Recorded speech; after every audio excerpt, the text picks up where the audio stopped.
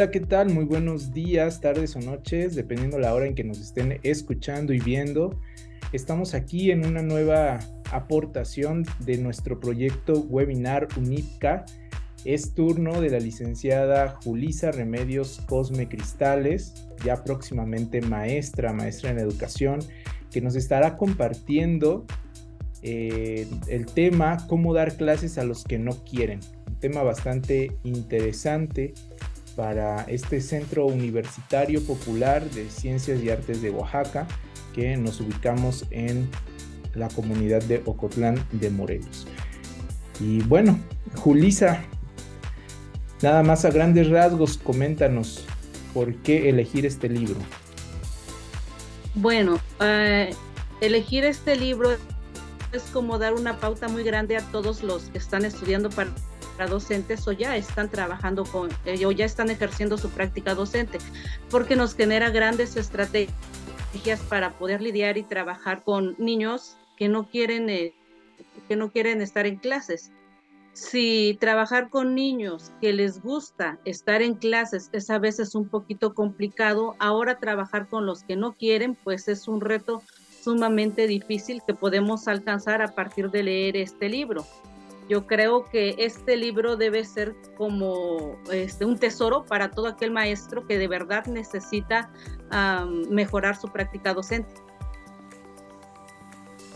Claro, y sobre todo en esta oportunidad que nos vas a dar a grandes rasgos el contenido de este libro, pues también una invitación a que lean este gran aporte, ¿no? Que nos dice la compañera Julisa, que es un gran tesoro. Pues bueno, sin más que decir, Julisa, te dejamos toda la participación. Ok, muchas gracias. Buenas tardes a todos. Y pues les voy a hablar un poquito de este magnífico libro que se llama Cómo dar clases a los que no quieren, del autor Juan Baello Ort.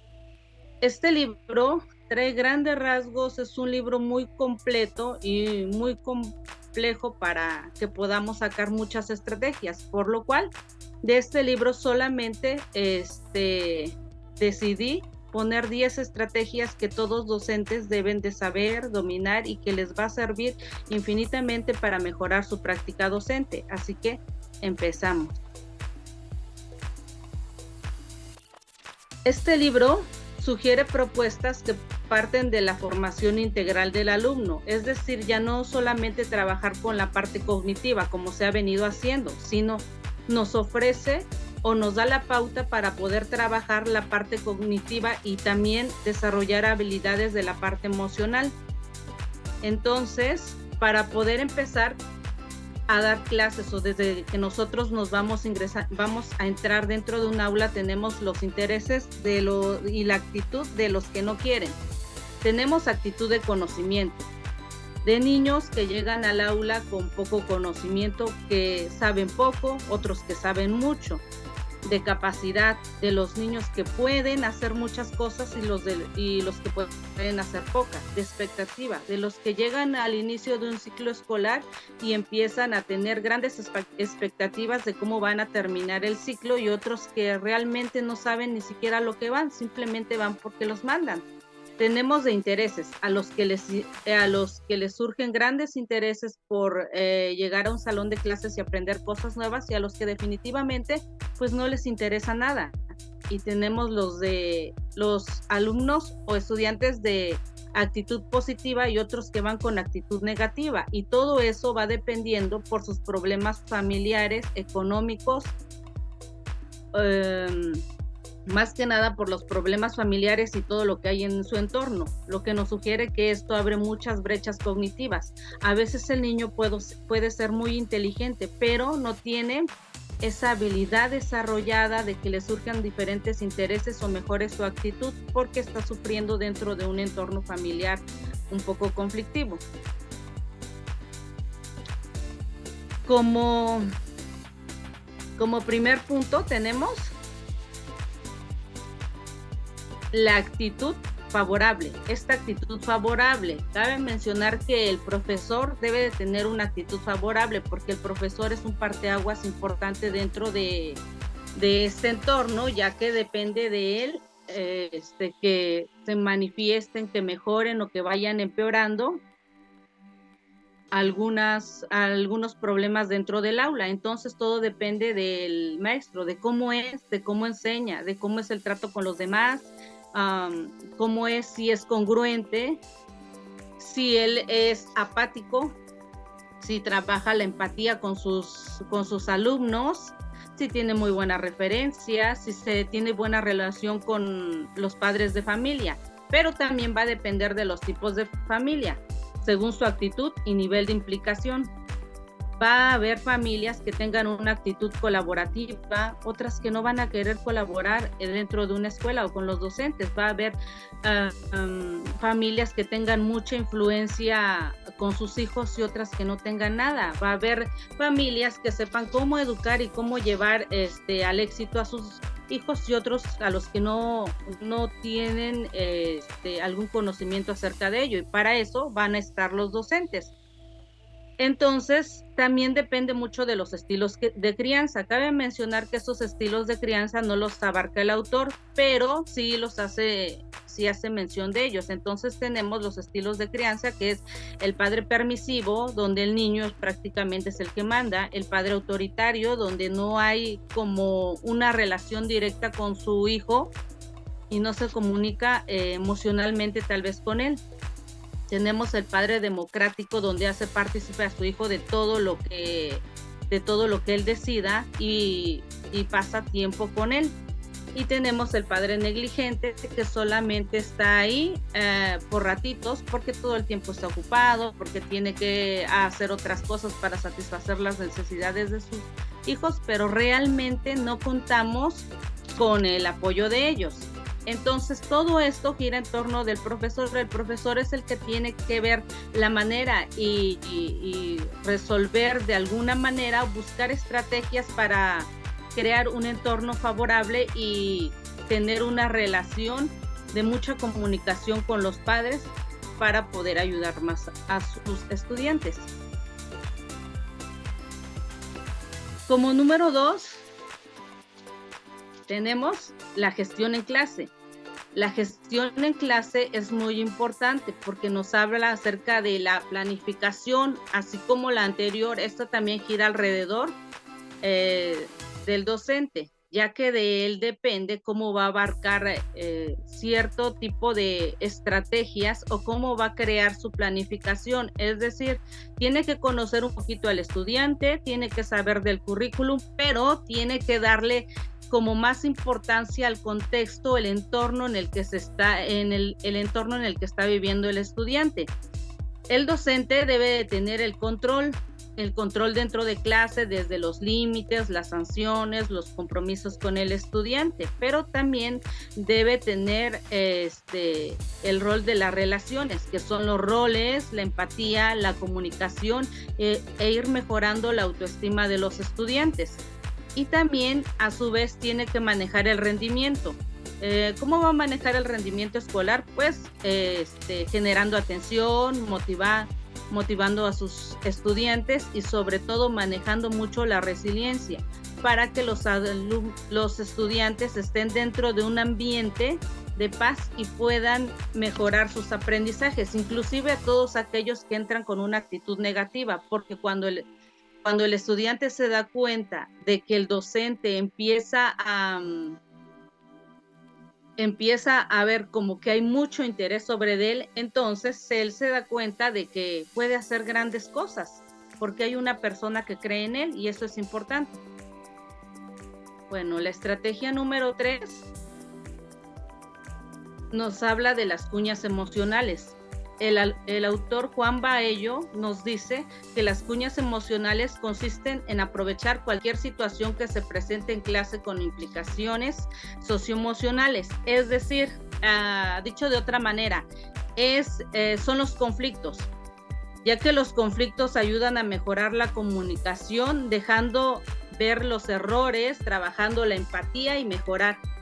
Y sobre todo se trabaja siempre el respeto, el control, la empatía y todo que tiene que ver con sus emociones a través del diálogo.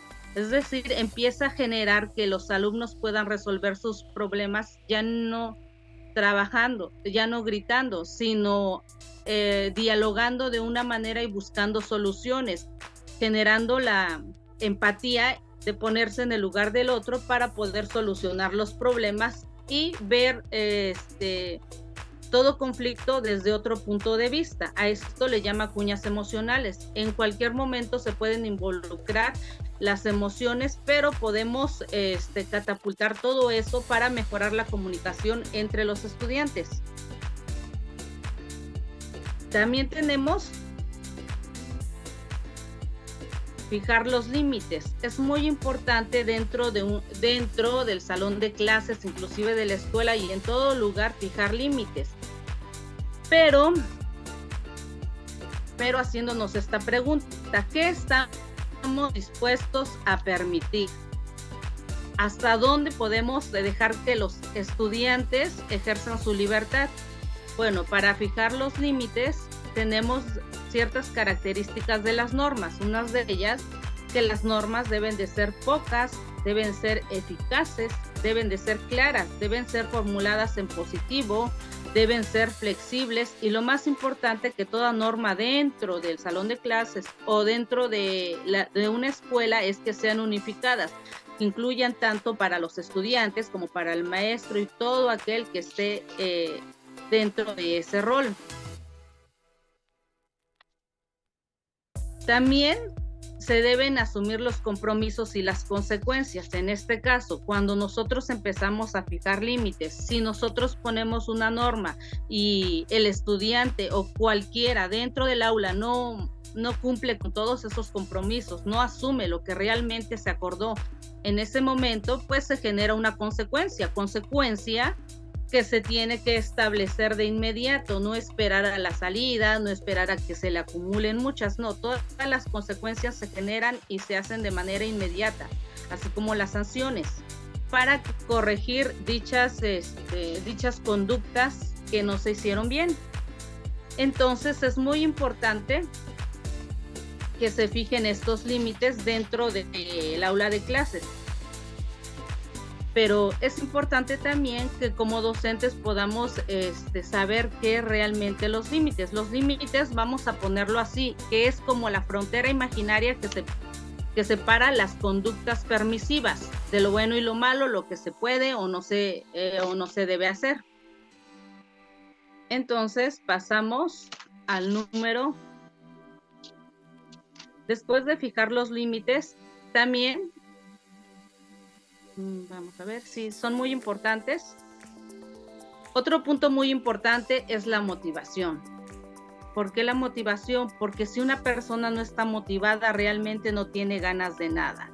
A veces llegan a nuestras aulas estudiantes que realmente no sabemos lo que está pasando en su casa, qué les pasa en la calle o incluso entre compañeros, no sabemos qué le pasa.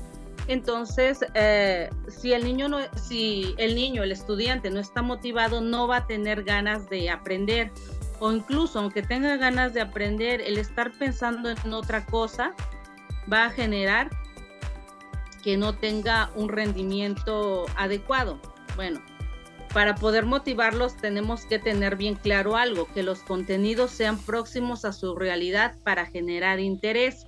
Es decir, si estamos dentro de un entorno, si estamos dentro de una ciudad, pues tiene que ser relativo a todo lo que puede surgir de una ciudad. Si estamos en una comunidad, pues va a depender de lo que esté surgiendo en ese momento en la comunidad o temas de interés que a ellos le detonen algo importante y que haga que realmente se interesen. También el docente tiene que dar unas instrucciones claras, tiene que interactuar con preguntas, tiene que generar un punto en el que los estudiantes empiecen a interactuar con él. Cuando ellos entienden lo que se les pide, pues empiezan a generar preguntas. ¿Y qué pasa con esto? ¿Y qué pasa con lo otro? Y si hacemos esto, empiezan a generar una lluvia de ideas, que eso va a hacer que la motivación vaya en crecimiento. Por otro por otro lado, deben de ser tareas por niveles de dificultad y la retroalimentación debe ser frecuente. A esta motivación se le llama motivación de logro, es decir, por ejemplo, si hoy estoy viendo, no sé, algo de la escritura o estoy viendo 3 palabras, pues pongo al niño a leer de esas 2 o 3 palabras al final de la clase. Si veo que lo logró, voy aumentando otra palabra. No pongo tareas difíciles porque si las tareas son un poco más complejas de lo que ya habíamos venido viendo, entonces él como que se satura, se bloquea. Entonces las tareas van en niveles de dificultad. Cuando ya logró el primer nivel, viene el segundo y luego el tercero. Si el estudiante no entiende, nosotros como docentes debemos de hacer una retroalimentación frecuente, no estar preguntando ¿entendieron?, sino buscar de diferentes maneras realizar las mismas preguntas. Entonces la motivación es uno de los puntos importantes que nos dan una gran pauta para hacer crecer como estudiantes,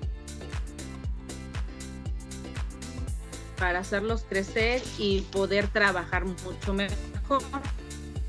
Después tenemos los roles. ¿Qué pasa con los roles? Pues tenemos que aprender a crear grupos variados.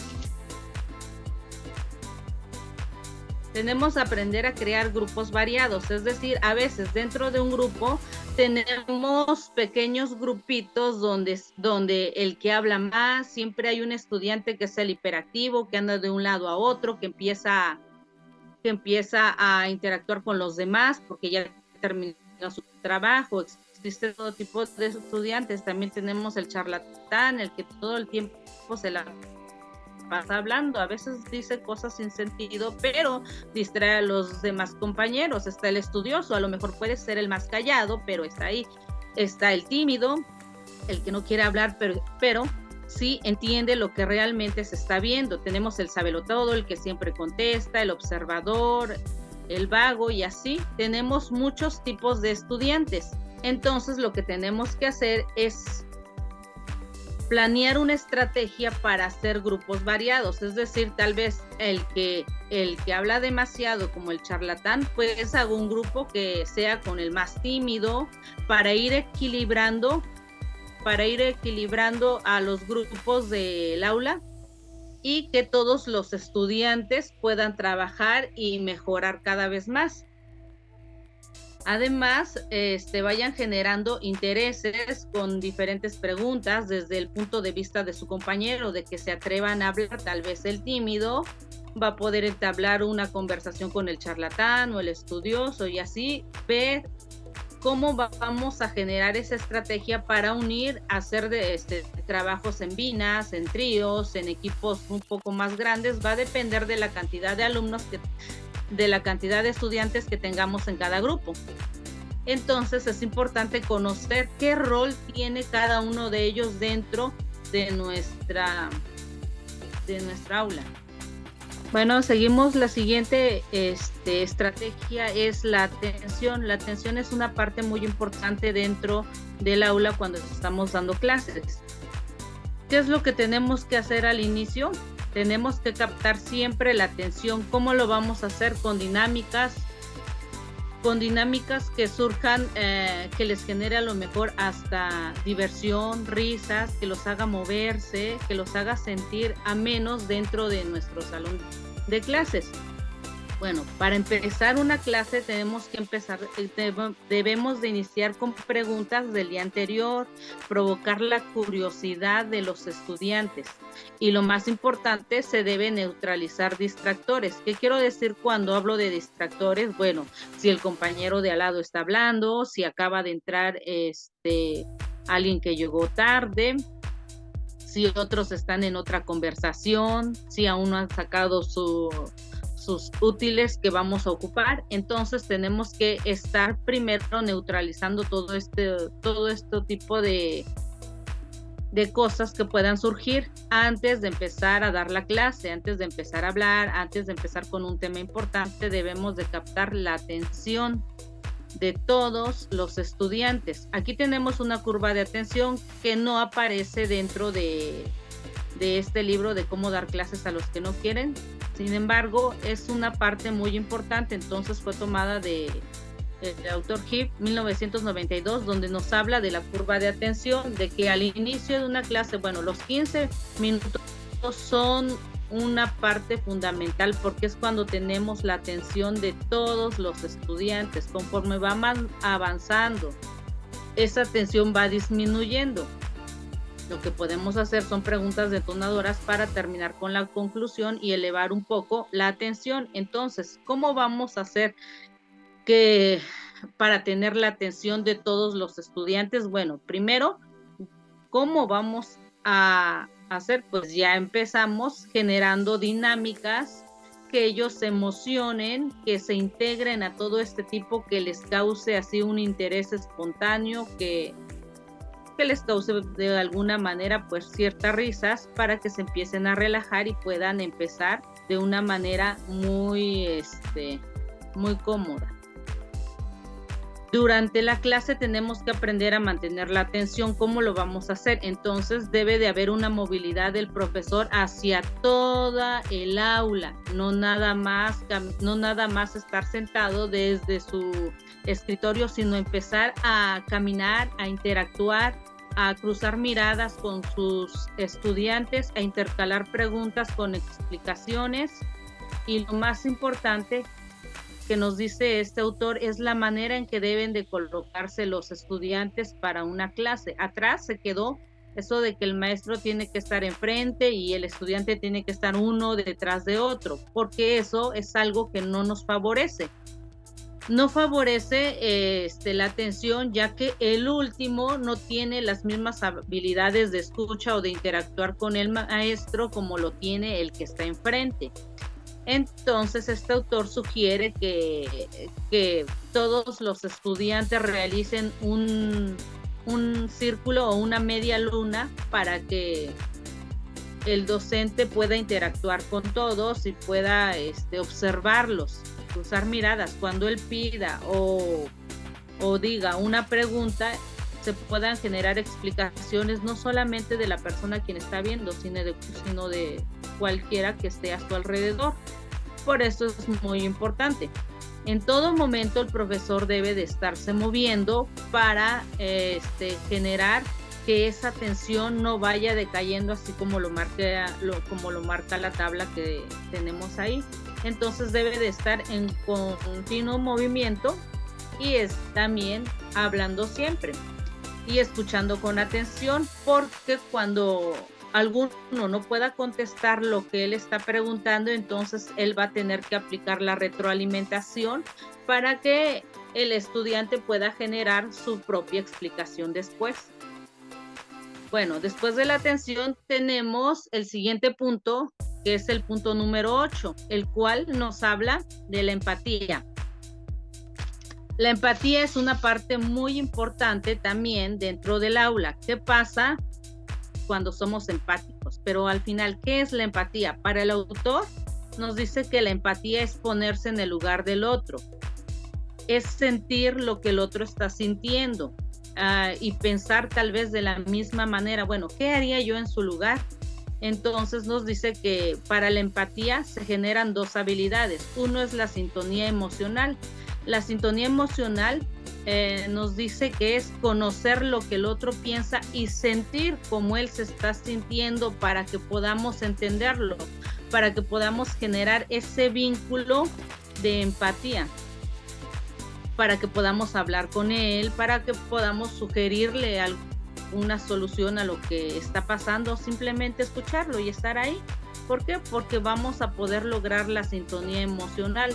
Otra habilidad de la empatía es la irradiación emocional. ¿Pero a qué le llama este autor irradiación emocional? Es algo muy importante, es conocer lo que el otro piensa y siente. Es decir, aquí más que la sintonía emocional, como lo vimos arriba, la irradiación emocional es la diplomacia con lo que tratamos a las otras personas, es la tolerancia de escucharte, la tolerancia que tenemos para estar abierto a otras ideas. Tal vez decir, te escucho, y te respeto, pero tal vez no comparto tu misma opinión, pero se pueden generar otras ideas, pero tengo la tolerancia para estar abierto y escuchar a todo lo que tú me dices. Eso debe surgir entre el estudiante y el docente, y para que eso pueda surgir, este autor nos hace referencia de un ejercicio que se llama la lista o tabla 3x3, que es cuando el docente le hace llegar una hoja de papel a sus estudiantes donde van a poner 3 cosas que le gustan de él, 3 cosas que no le gustan, y en la otra parte van a poner 3 cosas donde ellos van a generar una propuesta de cambio, tal vez sea cambio hacia el docente o cambio hacia el alumno, hacia el estudiante, ya que los dos la pueden generar. Entonces esta tabla va a estar en continuo cambio, ya que el docente siempre va a estar revisando de una manera muy abierta y muy tolerante a todo lo que sus estudiantes vayan a escribir, para poder ir solucionando todos estos problemas que puedan surgir dentro del salón de clases, y propiciando la empatía entre los pares, entre él y los estudiantes, es decir, generando un ambiente de paz y armonía, y sobre todo de tolerancia, y que sea ameno, para que todo esto pueda llevar a cabo pues un aprendizaje exitoso. Bueno, después de empatía tenemos el punto número 8 o la estrategia número 9, que es muy importante. Esta estrategia nos dice que son tutorías. Es una manera de ayudar. Si ya trabajamos con la empatía, trabajamos con los roles, los límites, y aún no encontramos una manera de poder ayudar a diversos estudiantes que lo necesitan, tal vez en la parte cognitiva o la parte emocional, entonces aquí empiezan las tutorías. Es una manera más abierta de ayudar a los que lo necesitan. Entonces tenemos la tutoría individual. Esta tutoría individual es para estudiantes que a lo mejor tienen un retraso en la parte cognitiva, o algún pequeño detalle o problema que no entienden una clase, que no entienden cierto punto o cierto trabajo que la maestra les llega a dejar. Entonces pueden haber tutorías individuales, es decir, 30 minutos extra al salir de clase, sabes que 1 hora, o una vez o 2 veces o hasta 3 veces por semana, para poderte asesorar en una materia que se te dificulta y se pueda sobrellevar. También tenemos la tutoría de apadrinamiento. Esta tutoría de apadrinamiento es un poco diferente a la anterior. La de apadrinamiento definitivamente es que el docente empiece a generar una empatía dentro del estudiante. Aquí los estudiantes son con problemas un poquito fuertes, problemas emocionales, a lo mejor algún estudiante que tiene mala conducta. Entonces el trabajo del docente es acercarse un poquito más a él, generando empatía, platicar de otras cosas, buscar momentos propicios donde él pueda acercarse un poquito más, ya sea estando en clase, o cuando él esté en el recreo, o cuando vea que realmente lo necesita o lo vea solito, entonces él puede acercarse para poder entablar esta relación que se va a ir dando. También están los tutores flotantes. Los tutores flotantes son docentes que pueden asesorar o estar apoyando a 4 o 5 alumnos a la par dentro de una clase, por si lo necesitan. Si ven que tiene alguna necesidad o tienen algún pequeño conflicto en algo, pues el docente los va a estar acompañando para poder sobrellevar esto y llegar al éxito con sus aprendizajes, ya sea cognitivo o ayudarlos un poquito en la parte emocional.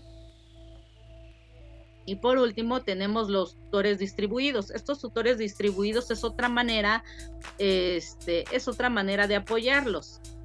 Si en una clase tenemos muchos alumnos que necesitan apoyo, entonces van a haber, 3, 4, 5 tutores distribuidos en toda la clase para poderlos apoyar y con eso ayudarlos un poco más.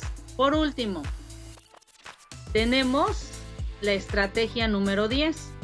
Esta estrategia número 10 nos habla del equipo docente.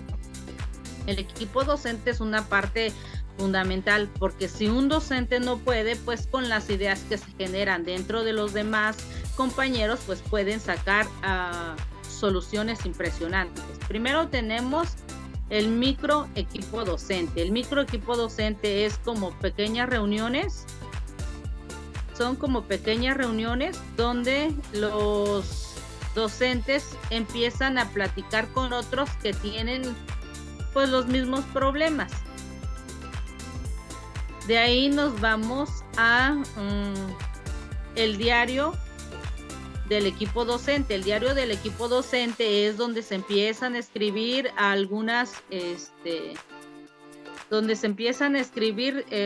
algunos problemas o actitudes que surgen de los estudiantes, ya sea en la clase del docente o en otra clase o en cualquier otra clase de los docentes que ocupan el micro equipo docente. Tenemos la tabla actitudinal. La tabla actitudinal hace referencia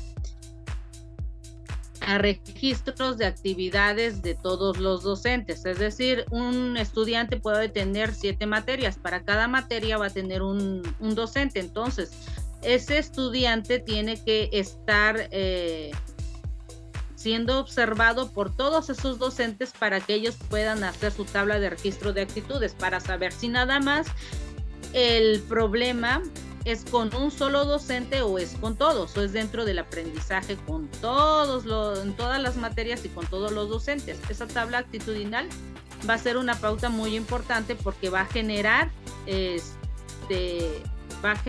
que todos los docentes se sincronicen para poderla trabajar.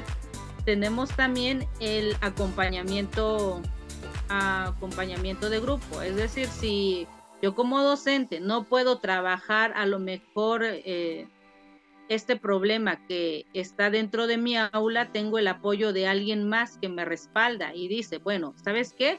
Estoy viendo cómo está esta situación, que haz esta estrategia o busca otra manera, pero ya es otra perspectiva de ver el mismo problema para mejorarlo. Y por último tenemos la reunión del equipo docente. Las reuniones del equipo docente es cuando todos los docentes que están involucrados dentro de este proceso, así como lo había comentado antes, que sean, no sé, 3, 4, 5, va a depender de las materias y todo lo que lleve cada uno de los estudiantes, pues se van a hacer unas reuniones un poco más grandes para buscar soluciones, para aportar soluciones, porque van a estar leyendo el diario, van a estar checando la tabla actitudinal para saber qué estudiante requiere más apoyo y a partir de ahí van a empezar a generar estrategias. Es importante saber y explicar que no solamente esto aplica para estudiantes que son pequeños, que será de preescolar, primaria, eso también aplica para secundaria, para bachillerato, niveles más grandes de licenciatura y posgrado. En todo momento, yo creo que cualquiera de estas estrategias nos funciona para mejorar esta práctica docente. Entonces, dentro de este